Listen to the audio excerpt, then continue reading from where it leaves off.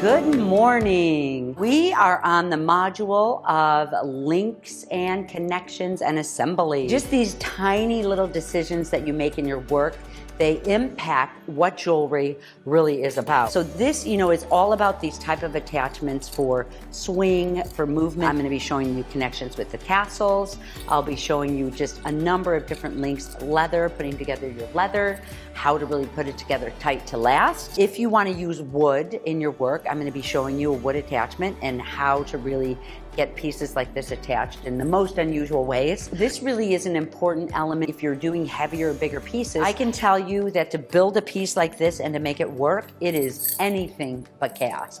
Every single piece on here is intentionally put where it's supposed to go so it balances off the rest of it. This space here says just as much as this space here. You need them together. They work hand in hand. I'm not saying that everybody will build this big, but if you learn this skill, there may be a time when you're thinking of it on a more practical scale. From this point forward, we're going to go into my studio and I'm just going to one by one give you the technical skills of building all these different links, and then you decide how you're going to put them together. I really want to be able to hold this piece right in the center. I'm just going to do a little bend right here. Position this as far away from my stone as possible, so it's soldered nice and beautiful. I'm going to sand that off a little bit. It needs a little sanding. So I am creating an L shape right here, and I'm going to hold this space and I'm going to bring my piece around to the front.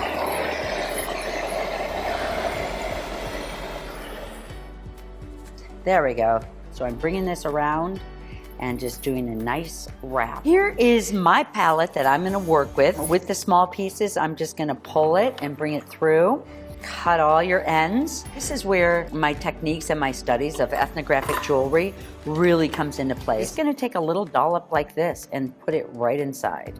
Get the top back on again because this stuff will keep coming out. The next thing I'm going to do is I'm going to take the very bottom, and with my round nose, I'm just going to let my round nose do their thing and make round loops. And I'm going to actually rest this on my bench and just lean into it to give me a mark. If you try to go too fast, it's going to heat up and you're going to be like, hey, this is hot. And there we go.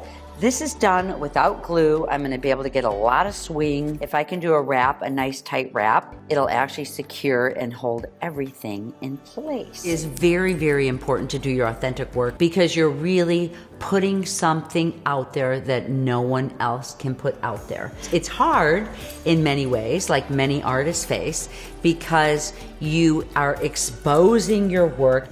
So my path in life, I am always working to get to my authenticity. And at different times I talk about different points on how to get to my authenticity.